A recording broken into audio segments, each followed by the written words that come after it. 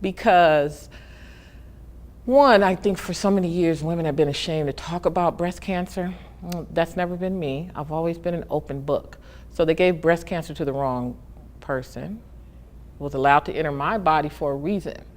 Not because it was hereditary, it was because they knew I was going to come out and say, look here, this stuff is it's not right. We're not dealing with this stuff right. You're not telling people what they need to know.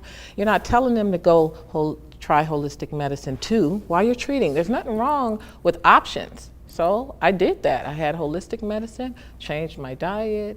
I did what the doctors told me. I never missed an appointment, but I was still in the 5% of all these major side effects that were unfair.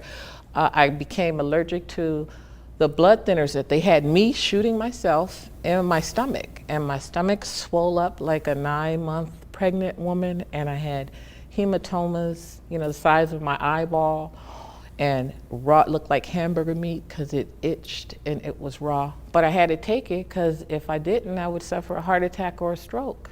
So they don't tell you, oh, you are susceptible to blood clotting, or let me check your blood because these medications may cause blood clotting. I think preventive medicine, and they always say they do this, but I don't believe they do.